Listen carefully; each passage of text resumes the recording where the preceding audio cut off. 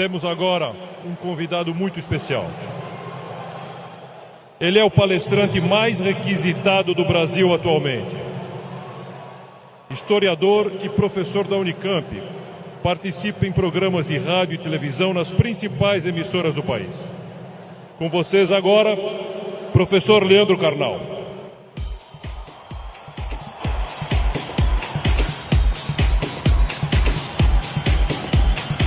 Boa tarde. Muito boa tarde. Um imenso prazer estar aqui no Rio de Janeiro. Bem, obrigado. Obrigado. Obrigado. Muito obrigado. Ainda bem que eu não sou tímido. É um imenso prazer estar aqui no Rio de Janeiro, cidade que eu amo tanto. E é um imenso prazer falar sobre o tema que nós vamos falar agora. O tema que nós vamos falar agora, se eu for feliz, e vocês receptivos, como parece que são bastante, se eu for feliz e vocês receptivos, corre o risco, temos a chance de que seja um tema que transforme a vida de vocês. Por quê? Porque eu vou falar naturalmente de autores que eu estudo há 30 anos, eu vou falar das coisas que eu me dedico na universidade, eu vou falar de muitas coisas que vocês encontram nos livros. Mas, minhas senhoras, meus senhores, eu também vou falar das coisas que eu aprendi nesses 54 anos de vida, nesses 35 anos de magistério, e que eu tento transmitir através de livros, vídeos, programas e outras participações. Então, em primeiro lugar, vamos pensar numa pergunta que parece uma pergunta estranha, mas é de longe a pergunta mais importante. Por quê? Porque, obviamente, se num domingo à tarde eu tenho diante de mim esse imenso auditório, se num domingo à tarde eu tenho tanta gente que está aqui, é porque vocês estão dando uma resposta a essa pergunta. Vocês querem ser felizes. Vocês estão respondendo a uma questão importante sobre a realização da vida. Quanto mais consciente for essa resposta, quanto mais você tiver consciência do que você quer e do que você é, mais chance você vai conseguir de ser feliz. A pergunta que eu vou fazer, eu sei a resposta, porque eu estava ali atrás ouvindo essa maravilhosa rave aqui. A pergunta eu sei a resposta, porque nós estamos num clima de alegria, de entusiasmo. Entusiasmo é uma palavra linda, vem do grego cheio de Deus, entheos. Cheio de Deus, entusiasmo. Mas eu vou começar fazendo uma pergunta que eu sei a resposta. É típico de professor isso. Se eu pergunto aqui nesse ambiente entusiasmado, com 27 mil pessoas cheias de energia, se vocês são felizes, eu sei a resposta. Pergunta, nesse momento, quem nessa distinta plateia se considera uma pessoa feliz? Acaba de falir o laboratório do Prozac. Não haverá mais depressão no planeta Terra. Bem, é óbvio que a felicidade de vocês é notável. Se eu fosse cego e surdo, eu sentiria a vibração do auditório. Porém, agora começa a função chata do filósofo. Amanhã, quando vocês estiverem afônicos, semi-surdos, amanhã, quando vier mais uma segunda-feira e mais uma, amanhã, quando vocês lerem os jornais, que são a coisa mais broxante que existe hoje no planeta, ler manchetes de jornais, amanhã vocês estarão talvez não tão entusiasmados quanto hoje, e daqui a 15 dias talvez um pouco menos, Mas esse é um momento em que o entusiasmo é lógico. Então a minha pergunta é para médio e longo prazo, porque eu estou falando de um dos momentos mais difíceis da história do Brasil. Eu estou falando de um momento complicado. Ok. É para eu falar mais próximo do microfone. Eu já acho que eu estou berrando, mas... Num momento da história do Brasil onde existe uma dificuldade imensa. Eu não vou citar o nome dessas pessoas, porque dizem que o simples nome atrai energia negativa para o ambiente. Vamos chamá-los de Voldemort 1, Voldemort 2. Bem, muito difícil que eu consiga pensar, porque da mesma forma que nós temos um momento político difícil, nós temos um isolamento enorme neste país, e as pessoas quase todas estão fechadas sobre seus aparelhos, estão fechadas sobre aquilo que estão lendo e vendo, estão mais olhando suas telas do que outras pessoas. Há um individualismo enorme, crescente, há um individualismo que nos domina nesse momento, sem sombra de dúvida. E eu vou traduzir esse individualismo nessa piada. Um homem tenta advertir uma senhora que se encontra em rumo de colisão e grita o núcleo duro da mensagem: vaca. Porque ele não tem tempo para elaborar uma frase, ele não tem tempo para dizer: cuidado, ó senhora, haverá um choque. Então ele grita apenas vaca. E ela que não olha para o rosto dele, e ela que não vê que o rosto dele é de preocupação e não de insulto, ela se vira e insinua que o casamento dele é uma sociedade aberta e não fechada. Bem,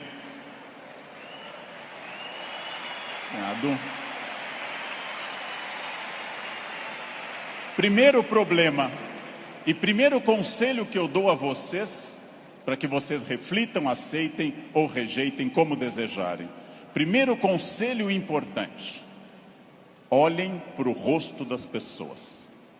Olhem para o rosto dos clientes. Olhem para o rosto de quem está comprando, porque o rosto humano é um livro poderoso que traduz tudo. O rosto humano lhe diz: eu estou adorando, eu estou detestando, eu estou entediado, eu estou entusiasmado. Comecem a olhar para o rosto, comecem a mandar menos emojis e emoticons pelo celular e comecem mais a olhar para o rosto humano, que traduz tudo o que você precisa saber. Chego a sugerir ousadamente que vocês olhem para o rosto das pessoas da própria família, que conversem com maridos e mulheres. Olha a minha ousadia. Que olhem para essas pessoas. Que vocês passem a avaliar valores, emoções, sentimentos. Que vocês passem a pensar claramente em cada indivíduo único. Essa é uma das grandes chaves do sucesso. Eu tinha um erro, eu tinha um defeito como profissional. Há alguns anos eu entrava num grande evento como esse pensando o seguinte: acabei de chegar de Foz do Iguaçu, dei palestra lá, amanhã eu tenho que estar cedo em São Paulo, depois eu vou para a Bahia, depois eu tenho que voltar correndo da Bahia, porque eu tenho aula na terça-feira de manhã cedo em Campinas, e eu vivia no compromisso seguinte, eu vivia no momento seguinte. Isso é um defeito. Vivam no momento que vocês estão. Ao entrarem para conversar com alguém, ao tentar uma venda, ao ler um livro, ao namorar, ao conversar com seu filho, ao fazer qualquer coisa importante na sua vida, entre inteiramente naquilo. Não fique pensando o que vem depois.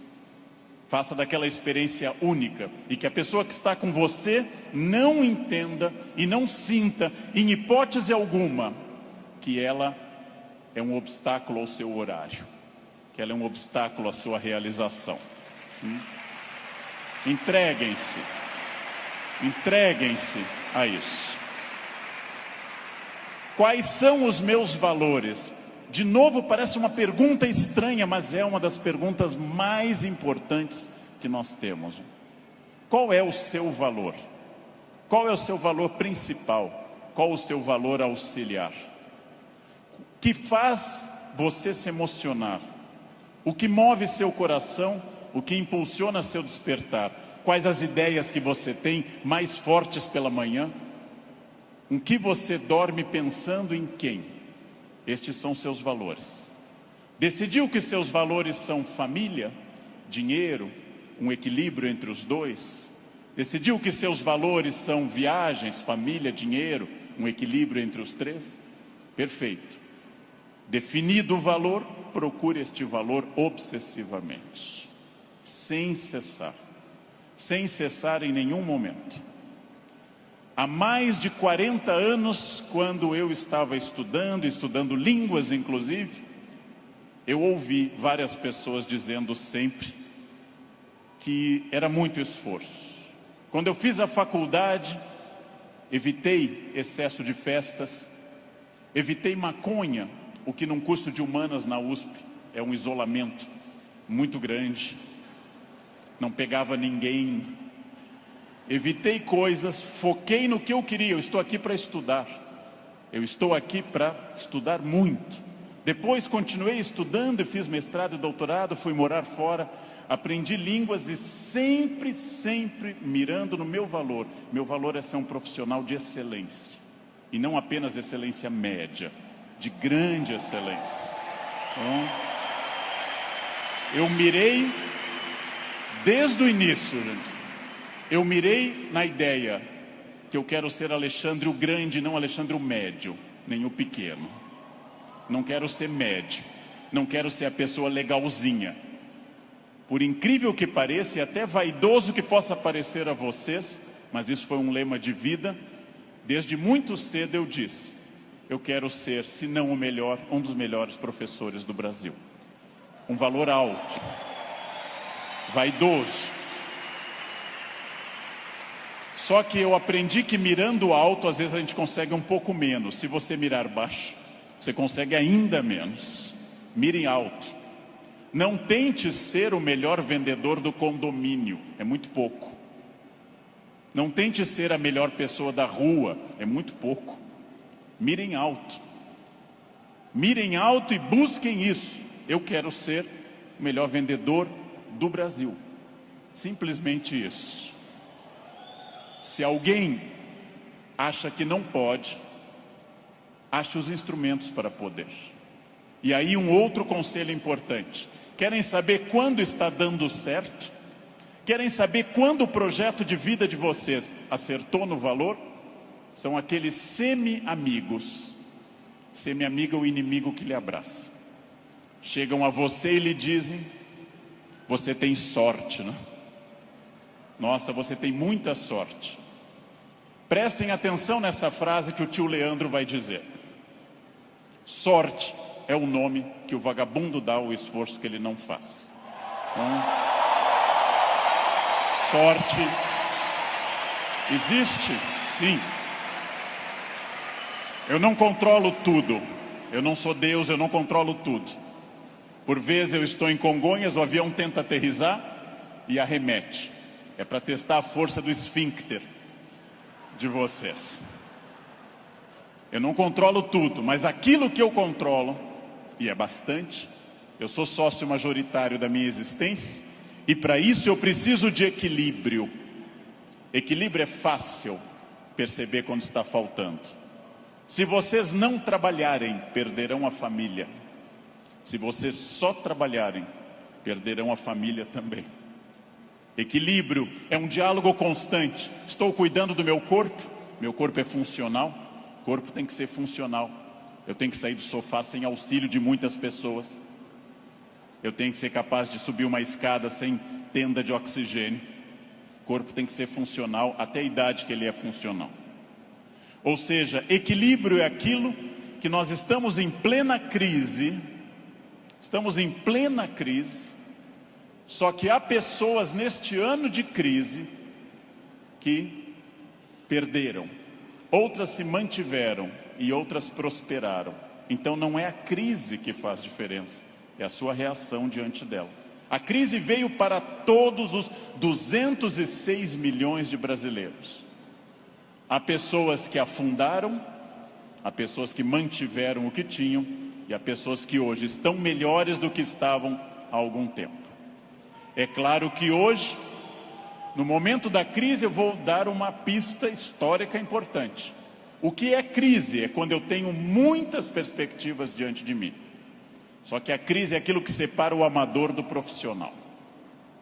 Todo mundo sabe dirigir numa boa estrada em dia de sol. Pouquíssimas pessoas sabem dirigir numa estrada com chuva à noite esburacada. A crise separa quem é bom de quem é ruim, o amador do profissional, de quem veio o mundo a trabalho ou a passeio. Todo mundo sabe, em situação sem estresse, ser calmo. Poucas pessoas são calmas em situação de estresse. Todo professor é ótimo se a turma for ótima. Poucos professores são bons quando a turma é resistente. Todo mundo pode vender para o cliente fácil. Pouca gente pode vender para o cliente difícil. É o cliente difícil que separa o amador do profissional. O outro não precisa. Importante. Crises passam sempre, sem exceção. Toda crise passa. E aqui já vem a pergunta: onde você quer estar quando essa crise passar? Com quem? Onde você quer estar quando essa crise passar? Eu quero fazer muitas perguntas importantes para nós. Vamos agora testar uma questão importante. Quase todo mundo no Brasil está pessimista. Há um pessimismo dominante. Ótimo. Mais fácil ainda de trabalhar. Por quê? Vamos testar a idade de vocês. Quem lembra dessa personagem provavelmente tem curso de datilografia. Quem lembra dessa personagem fez prova com um mimeógrafo. Provavelmente teve Orkut. Quem lembra dessa personagem é uma pessoa experiente. Essa hiena, um desenho animado da década de 60 e 70, a hiena Hard ficava dizendo: ó vida, ó céus, ó azar. Ela era pessimista. Porém, tudo que a hiena dizia que podia dar errado, dava. Ela era pessimista, mas ela acertava. Por isso que eu quero dizer a vocês que o pessimismo pode ter alguns valores. Ele nos dá uma amostra dos riscos. É importante ter um pessimista na equipe, mas no máximo um, apenas um, que é o que uma equipe tolera. Quando alguém chega e diz: nós vamos dobrar o capital, dobrar o número de clientes, nós estaremos em mais 30 países até o ano que vem, o pessimista diz: calma, não é tão fácil. Pessimista é importante para levantar problemas, mas agora eu vou mostrar uma imagem daquilo que eu acredito. No barco está a hiena pessimista dizendo: lógico, o continente está longe, a desidratação é certa, há tubarões, essa vela é ridícula, esse remo não vai levar a nada. Ele tem razão, a hiena tem razão. Mas observem uma coisa: o pessimista faz um bom quadro dos problemas, mas não está fazendo, para dizer uma coisa elegante para uma plateia distinta, não está fazendo sêmen algum para mudar isso. Não dá para ser mais direto que isso à tarde, não é? Bem,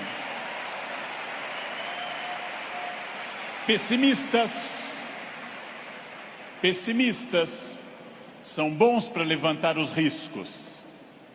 Pessimistas são péssimos para resolver os problemas. Para eu resolver um problema, para eu resolver qualquer coisa, eu preciso de um otimismo obsessivo. Se eu não for otimista, gente, eu jamais teria casado. As estatísticas me contrariam. Casamento é submarino, pode flutuar, mas foi feito para afundar. Foi feito para afundar. Se eu não fosse tomado de um otimismo obsessivo e doentio, eu não teria filhos, porque é um investimento de retorno muito ruim. Filhos nunca amortizam o que você investe neles. Com filhos você nunca chega ao topo. Pelo contrário, você vai investir centenas de milhares de reais e vai ouvir a frase: eu te odeio. Filho não vale a pena. Casar não vale a pena. Porém, se nossos pais não tivessem tido esse otimismo obsessivo, nenhum de nós estaria aqui hoje.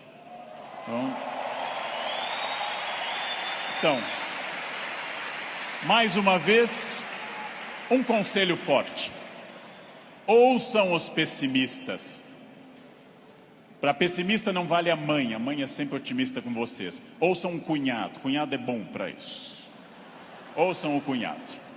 Ouçam os pessimistas. Vejam o que eles têm a dizer, agradeçam. Enquanto eles falam, tenham aquela reação bovina. Ouçam. Depois agradeçam e comecem a trabalhar com otimismo total. É só assim que se cresce. É só assim que se consegue alguma coisa. Eu não sei quem governará o Brasil no ano que vem. Pela tradição republicana, o pior possível, mas ainda não escolhemos. Eu não sei, aliás, nem quem governará o Brasil no fim deste ano. Eu tenho total incerteza, mas quero garantir a vocês que, apesar da imprevisibilidade, há uma chave na mão de vocês chamada preparo. Quem daqui ler mais livros sobre técnicas boas de venda, estudar mais psicologia de vendas, quem tiver mais método, quem for mais otimista, quem for mais metódico, não sabe o que vai enfrentar, mas estará melhor do que quem não fizer isso. Não sei onde estaremos, gente. Não sei onde estaremos. Vejam, em nenhum momento na graduação de História e Filosofia, em nenhum momento fazendo mestrado ou doutorado ou estudando fora, eu imaginei que um dia eu teria a honra de falar para essa plateia tão numerosa e entusiasmada. Em nenhum momento. Jamais.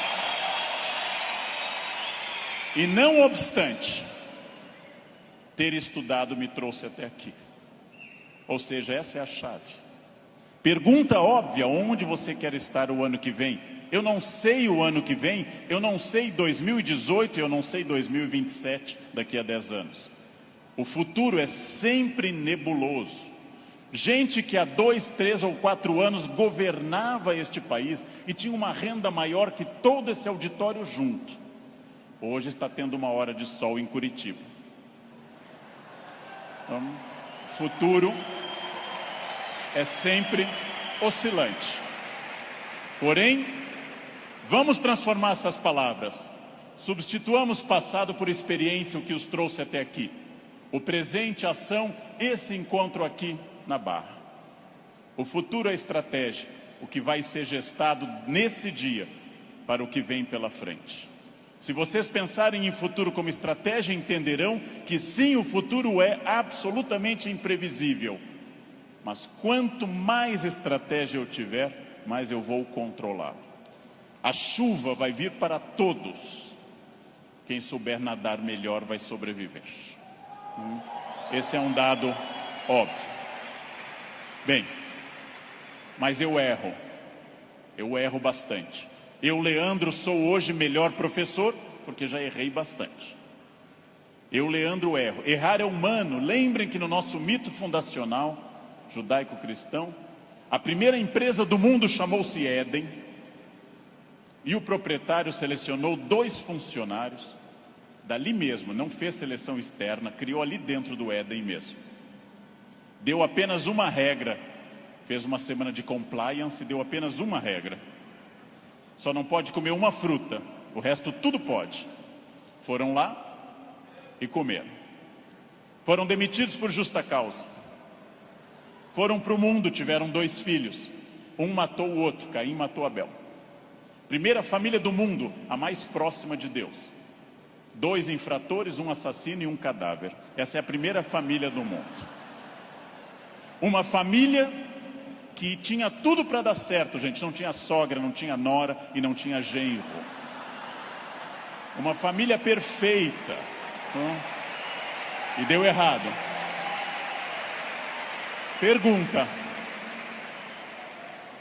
Nós somos filhos deles. Errar é humano. Significa que todos que estão aqui, com exceção dos mentirosos, já erraram. Só os mentirosos nunca erraram, porque são mentirosos e dizem que nunca erraram. Faz uma coisa que eu treino há mais de 50 anos diariamente. Eu treino andar. Faz mais de 50 anos que eu treino diariamente e eu tropeço. Erro é um recado. Erro é um recado enviado para dizer que você pode mudar de estratégia, tem que aprender, tem que ter cuidado. Erro é fundamental. Errou, não conseguiu, não atingiu meta, falhou, ótimo. Se você aprender, você será melhor. Senão será só um chorão. Aprenda. Aprenda com o erro, gente. Aprenda com o erro. Erro lhe tira da zona de conforto. O que é a zona de conforto? É aquilo que me deixa satisfeito, feliz. Zona de conforto é aquilo que estraga o meu desafio. Ostra feliz, diz Rubem Alves, ostra feliz não desenvolve pérola. A pérola é a resposta da ostra a isso. Por que a ostra faz uma pérola? Porque um grão de areia a incomoda e ela reveste com madrepérola. Sem isso a ostra não produziria pérola. Zona de conforto é aquilo que lhe deixa repetindo.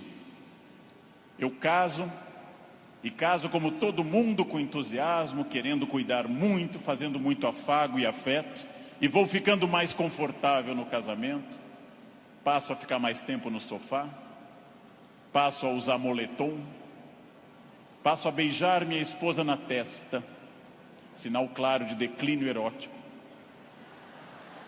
Passo a chamar minha esposa de mãe, que é para não ter nada sexual mais, porque com a mãe ninguém tem nada. Perco a atenção na roupa de baixo, e ela, ao invés daquelas lingeries lindas, de seda e renda, vermelha e preta, passa a usar bege, de algodão, lavadas com sabonete no box, dia após dia. E assim os dias vão se sucedendo, e finalmente chegamos ao ponto mais baixo da relação. Os dois passam a usar croque. Acabou. Acabou. Não há sexo com croque, jamais. Bem, salvo se alguém aqui está de croque, é exceção do que eu estou dizendo. Fica muito bem em você. Fica muito bem. O que acontece com a zona de conforto? Eu passo a não querer fazer mais coisas certas nem com entusiasmo. Eu passo a achar que está bom estar no aquário lotado porque é conhecido.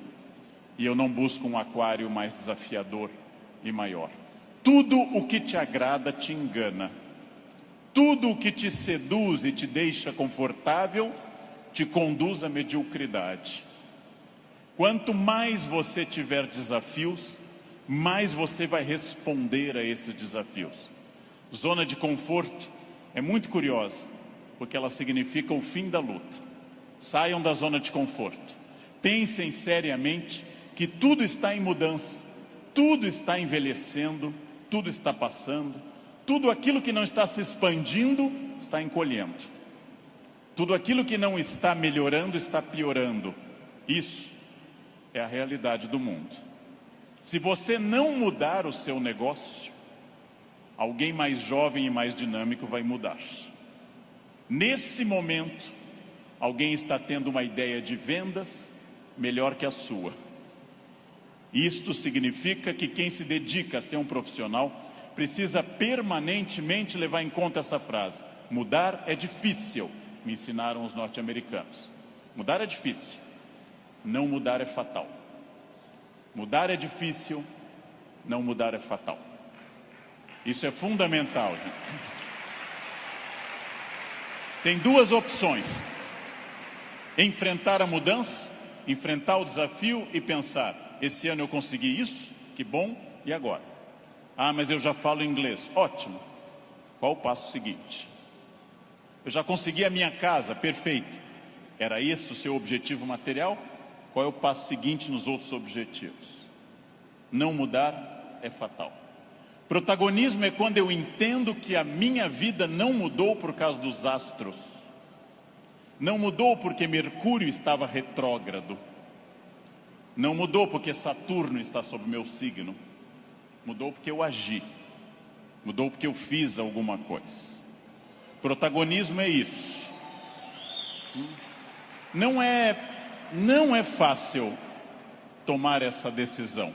Não é fácil olhar além do horizonte e perder essa ação reativa de quem simplesmente acha está faltando isso, está faltando aquilo. Não é fácil. Não é fácil essa transformação. A visão além do horizonte pressupõe racionalidade, pressupõe previsão. E eu venho de um país que eu amo tanto, este Brasil, apaixonadamente, um país que não gosta de ser estratégico. Todos os dias eu pego avião, gente, todos os dias, como hoje de manhã, como agora à tarde. Todos os dias eu enfrento raios-x e pessoas que passam, aí tem o celular no bolso e voltam. E eu atrás dessa pessoa envelhecendo. E a pessoa passa de novo, as moedas e volta. A botinha cafona com taxinhas, volta. Depois de 10 vezes a pessoa passa, sem nenhuma estratégia. Chega à porta do Finger, a funcionária pede o documento e começa a procurar na bolsa ou na mochila o documento. Naquele momento, o meu já está em ângulo para mostrar para o funcionário. Essa pessoa acha o documento, entra no avião, vai até a metade e aí olha o seu ticket, 2A, e começa a voltar, contrariando a piracema que está indo para o fundo do avião. Estratégia é a capacidade de se antecipar à necessidade. Estratégia é estar pensando o seguinte: está dando certo a minha estratégia nesse momento? Ótimo. Está dando certo, já é passado. O que eu vou fazer no futuro? O que eu vou fazer para transformar isso? Racionalidade estratégica. Não existe destino. Eu sou das pessoas que compartilha da ideia que não existe destino. Existem acidentes para todos. O que eu faço com esse acidente me define. Leandro, você fala bem porque você é de aquário. Eu sou de aquário. Aquário é ar. Pessoas de ar falam bastante. Gêmeos também. Você é muito ciumenta, mulher, porque você é de escorpião. Escorpião é tomado pelos ciúmes. Mas que marido exemplar? É câncer. Câncer é água. Chora até a inauguração do supermercado. Mas que chefe autoritário? Áries. Ele é de Áries. É muito autoritário. Que secretária organizada? Virgem. Virginianos têm toque com ordem. Muito bem. Isso é pensamento mágico. Sabe o que é pensamento mágico? Acreditar que a minha vida é determinada por uma constelação na hora do nascimento. Sabem o que é vaidade, que também atrapalha? É ficar pensando agora, por que ele não falou do meu signo até agora? Isso é vaidade. Será que ele vai falar do meu signo? Isso é vaidade. Bem, superem isso. Superem essa ideia de sorte, azar, destino. Introduzam a ideia de decisão, estratégia e trabalho. Sartre diz, o filósofo que morreu em 1980, Sartre diz: não importa o que a vida fez de você. Pausa. Importa o que você fez com o que a vida fez de você. Não importa o que a vida fez de você. Importa o que você fez com isso. Você conseguiu aprender inglês porque sua família era rica e te levava para esquiar em Aspen, no Colorado? Ótimo. Tem outra maneira de aprender, na biblioteca pública com CDs de graça. Aspen é bom, Aspen é legal, mas não está impedido o acesso para outras pessoas. Não importa isso. A vida te deu 3 chances de sucesso material. Nascimento é a primeira. Quem nasceu de família boa, mas desprovida de recursos, já queimou 1/3 das chances. Família amorosa, mas sem CNPJ forte. Segunda chance, casamento. Quem casou por amor já queimou 2/3 das chances.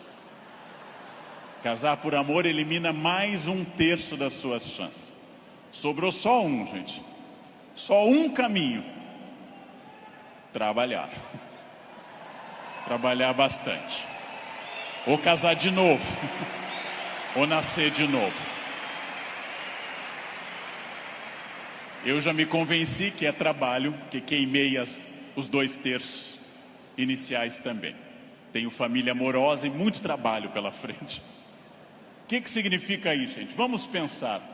Eu não sou controlado. Eu não sou controlado pelo destino. É óbvio que eu não sou tudo e nem posso tudo e nem sei tudo, mas eu não sou controlado pelo destino. O primeiro exercício que eu quero que nós façamos daqui para frente é o seguinte: dentro do padrão do humano, eu não posso desejar imortalidade, está fora do padrão do humano. Tirando a rainha Elizabeth, ninguém é imortal no planeta Terra. A Beth é imortal, é uma Highlander. Eu não posso dizer, eu me cuido, você vai morrer igual. Vai ser um cadáver bem cuidado. Eu hidrato a pele, vai ser um cadáver hidratado, bonito. Eu malho todos os dias, um cadáver definido, bonito também. Muito bem. A não ser que vocês queiram evitar Alzheimer, aí o meu conselho é: comam bacon, pururuca, banha, isso evita Alzheimer. Vocês não chegarão à idade de desenvolver Alzheimer, vão morrer antes. Bem, não controlo tudo. Não controlo tudo. Não sou dono do universo. Não posso impedir a morte, que virá. Mas entre o nascimento e a morte eu controlo muita coisa. Toda crença em destino, vocação, talento, é uma crença que tende a disfarçar o que de fato faz a diferença. E o que de fato faz a diferença é o esforço. Eu tenho uma sorte imensa quando as pessoas me dizem: Leandro, você tem sorte. Eu tenho uma sorte imensa. E essa sorte se repete diariamente, porque eu acordo às 4 da manhã. Essa é uma sorte diária. Basta eu começar a dormir o dia todo que a sorte se vai. Ninguém me controla, e eu acredito, como os filósofos gregos, que a vida pode ser mais racionalizada. Eu acredito que eu tenha condições de interferir na minha vida. Eu acredito que quando eu faço a pergunta o que estamos fazendo de nós mesmos, eu posso dar uma resposta objetiva e prática. O que eu estou fazendo de mim? É um momento para pensar. O que eu estou fazendo de mim? Essa é a vida que eu estou querendo levar? Com as pessoas que eu quero? A vida é muito curta, gente, é muito rápida, é muito passageira. E ouçam alguém de mais de 50. Depois dos 40 parece ficar mais rápido ainda. Parece que passa numa velocidade incrível. A vida é muito curta para que se perca tempo numa existência medíocre, numa existência pequena, numa existência fraca. A vida é muito curta para que eu tenha uma família que eu não ame, para que eu tenha um emprego que eu não goste, para que eu tenha um trabalho que eu não me dedique. Ela é muito curta para eu ser medíocre. É muito pouco tempo para isso. Perguntem o que estamos fazendo de nós mesmos e sigam o conselho que Sócrates fundou a filosofia ocidental: conheçam-se, conhece a ti mesmo, conhecimento de si. Sigam esse conselho, sigam essa ideia de saber quem vocês são. Se eu me conhecer, ninguém me ofende. Se eu me conhecer, ninguém me ataca. Já disse isso várias vezes na internet. Quando alguém me xinga no trânsito, eu tenho que saber se a pessoa está dizendo a verdade ou mentira. E nos dois casos eu não posso me ofender. Conheçam-se. Saibam quem vocês são. O ano passado um aluno bateu a porta na minha cara e gritou: careca. O que eu vou dizer para esse aluno? Não. Retire o que você disse. Não. Estou ofendido. Vejam, as pessoas têm direito a dizer o que querem. É um direito constitucional. Eu só me ofendo quando eu concordo com elas. Ataque é veneno.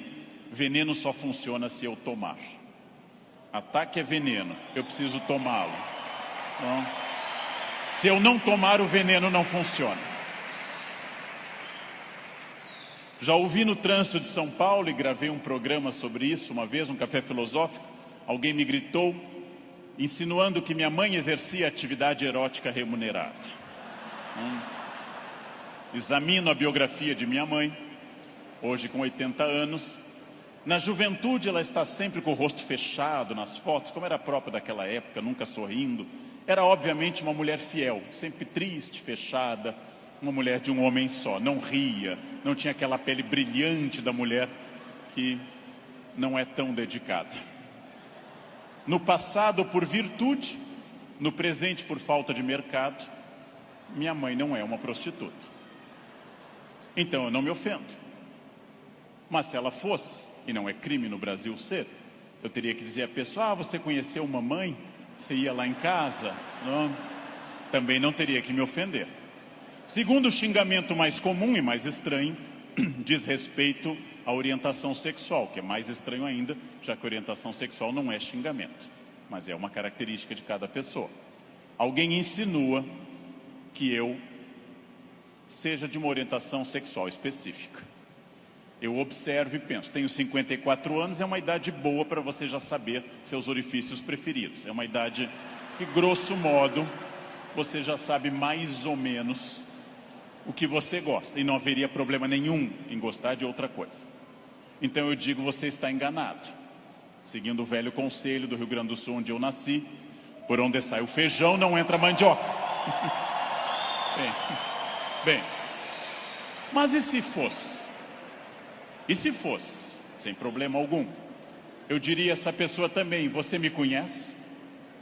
Eu não lembro do seu rosto, mas eu olho sempre o travesseiro, quer dizer, eu não vejo, estou sempre na fronha, eu não lembro bem do seu rosto. Sem problema também.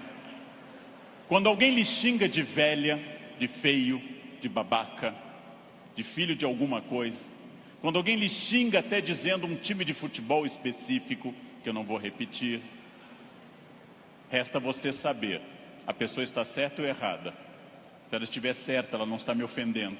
Se ela estiver errada, está me ofendendo. A vida é muito curta para que eu perca tempo com babacas cheios de ódio. A vida é muito curta para isso. É muito curta. Evitem esse problema. Quem se conhece não se olha como Superman, e na verdade é o pateta. Quem se conhece sabe dos seus limites e explora esses limites ao máximo. Quem se conhece sabe, talvez eu não tenha vindo ao mundo tão bonito, talvez eu não tenha vindo ao mundo tão alto, tão rico, tão hábil em línguas. Eu posso fazer muito com isso, muito. Posso esticar esses limites ao máximo. É fundamental conhecer-se. Sempre, sem exceção, sem nunca perder de vista que consciência é a chave da transformação. Consciência é a chave de todas as transformações. Respostas claras, objetivas para a pergunta que eu fiz no início. O que eu quero? Onde isso vai me levar? Quem sou eu? Isso me torna ou não feliz? Consciência. Controlar a vaidade. O principal elemento de descontrole de uma vida. Trabalhei para homens muito importantes nesse país, trabalhei com pessoas fundamentais deste país, e quase todos com o mesmo pecado, o pecado da vaidade, o pecado fundacional da humanidade, o de Lúcifer, o pecado de se achar mais do que é, e de achar que os outros concordam com isso. Mire em ser mais do que você é, mas saiba exatamente quem você é, para que o mundo não precise lembrá-lo disso com frequência. É melhor que qualquer pessoa, cobramos mais o corpo com roupas e alguém diga, nossa, você está muito bem, poderia deixar mais alguma coisa à mostra, do que alguém que diga, vai colocar uma burca, meu filho, tá demais. Quer dizer, esperem, saibam quem vocês são, saibam quais as lutas que valem a pena. Por quê?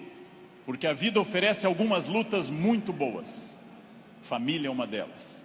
Luta contra o racismo é uma luta muito boa. dedico parte da minha vida a isso. Luta contra a violência sobre as crianças, luta contra a pedofilia, é muito boa. Essas lutas são boas, merecem toda a nossa energia, merecem todo o nosso empenho, talvez até a vida. As outras, não. Não. Escolham a luta, gente. Escolham as lutas. Não é boa luta o trânsito. Não é boa luta. É ridículo brigar no trânsito. A pessoa pode estar simplesmente louca, drogada ou armada. Não lutem no trânsito. Não percam um projeto de vida por causa de um louco. Não lutem em família, dentro da família. Família é como herpes, volta sempre. Volta sempre, gente. Você brigou agora, no próximo Natal tem de novo. Não adianta brigar. Escolham as lutas. E quando alguém lhe ofender na sua rede social, bloqueie, apague ou ignore. Rede social não é um bom espaço de luta, é perda de tempo ficar brigando em rede social. Escolham as lutas, gente. E aqui um detalhe, uma campanha. Falando no Brasil inteiro, eu estou lançando uma campanha, gente. Pelo amor de Deus, parem de dar bom dia em grupo de WhatsApp. É a minha campanha. É minha campanha. Se alguém der bom dia, apaguem simplesmente e pronto. Pronto, falei. Escolham as lutas. O mundo inteiro hoje está centrado em duas coisas: parecer, através de redes sociais, e ter. Ter é bom, se representar que eu vou melhorar com isso. Ter para ser, ter para parecer é ruim. É bom eu ter conforto, é bom eu ter algumas coisas materiais, desde que eu saiba que elas servem à minha felicidade, e não eu sirvo as coisas. Ter e parecer não se confunde com ser. É uma palavra difícil, eu sei. É uma palavra complicada, essa tal de felicidade.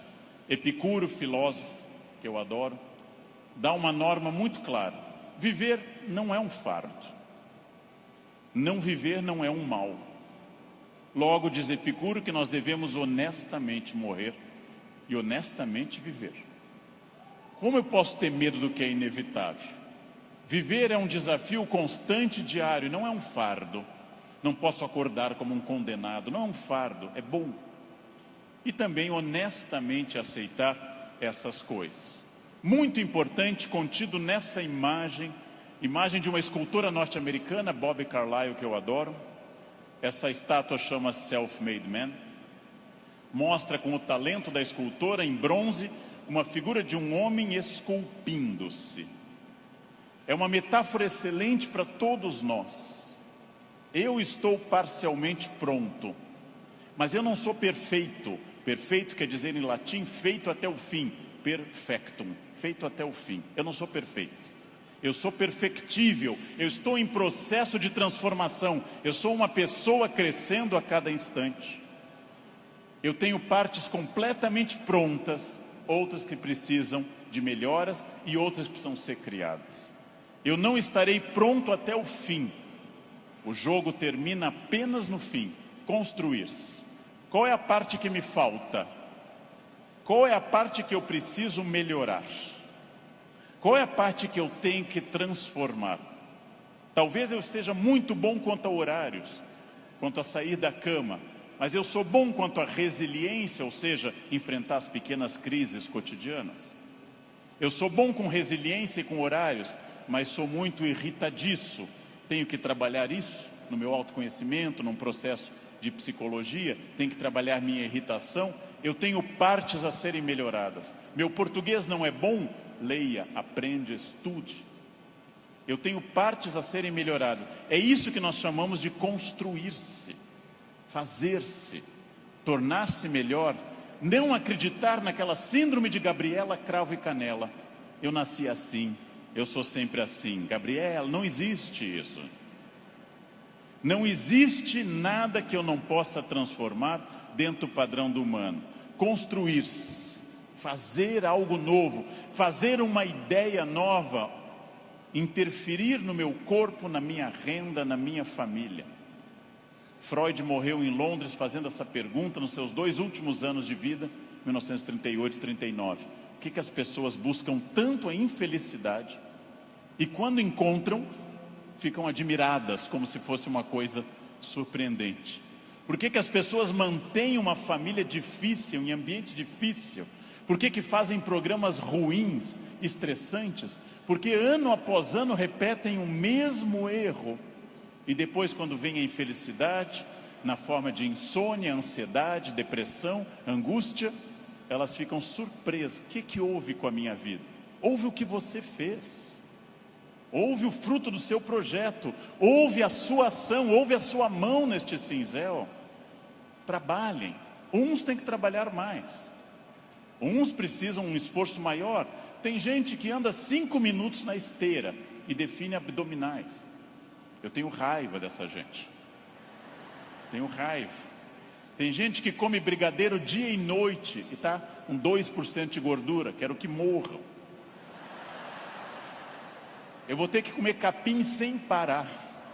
Vou ter que correr daqui até o Recreio dos Bandeirantes e voltar fazendo num pé só para perder 100 gramas em 2 meses.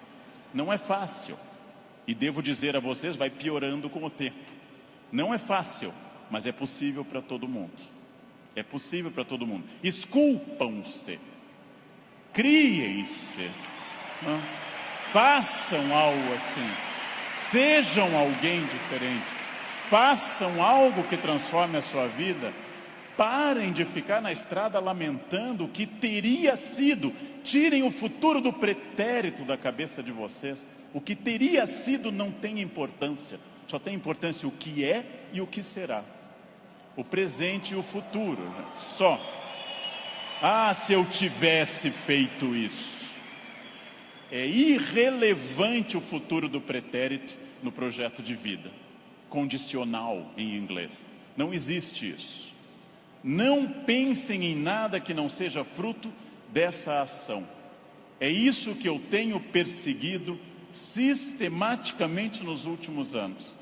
Aquilo que eu quero, as metas que eu desejo, o mundo que eu quero ver, seguindo o conselho do grande Mahatma Gandhi, líder da Índia, seja você o mundo que você deseja ver, ou seja, anuncie em você o mundo que você deseja ver. Como eu quero um mundo mais ecológico, eu vou reciclar lixo em casa. Como eu quero um mundo mais humano e mais educado, eu serei mais humano. Como eu quero um trânsito mais cidadão, eu serei um melhor motorista. Como eu quero combater a violência entre as pessoas, eu serei menos violento. Eu sou a transformação que eu quero ver no mundo. Parem de se espelhar no mundo, construam essas coisas, digam a si mesmos onde querem estar, com quem, com qual corpo, com qual renda, em qual casa, e persigam esse objetivo. Persigam esse objetivo. Pronto, simples. Num livro que eu acabei de ler, conta o autor que o grande pianista deu um concerto aqui no Rio, Arthur Moreira Lima, que eu admiro muito, tocou maravilhosamente Chopin, e ao final uma senhora simpática chegou e disse a Arthur Moreira Lima: nossa, eu daria minha vida para tocar como o senhor toca. Ele respondeu: eu dei a minha. Essa é a chave. Eu dei a minha. Eu dei a minha vida significa eu fiz todo o esforço para isso. De novo a pergunta com a qual eu iniciei essa fala. Você é feliz? Esse grupo respondeu com entusiasmo que era feliz. Perfeito.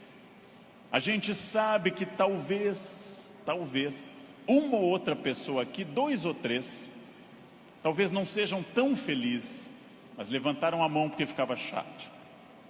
Talvez. Mas a próxima pergunta é muito importante também.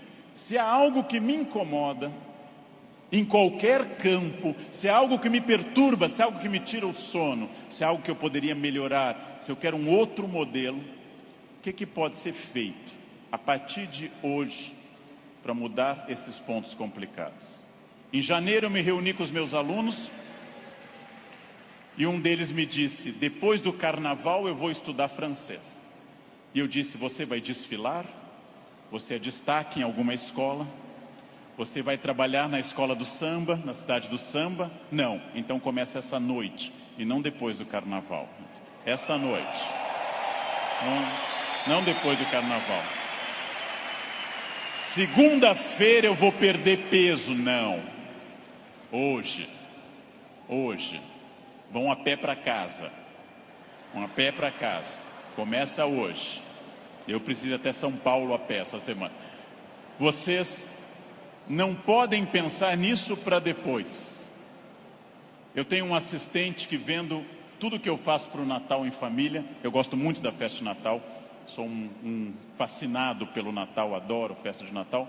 Ele disse: nossa, como eu gostaria que o Natal fosse assim lá em casa. E eu perguntei: e o que você acha que acontece para ser assim na minha casa?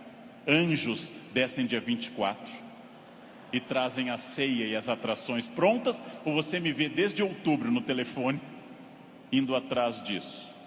O Natal será o que você quiser que ele seja. Será o que você quiser que ele seja.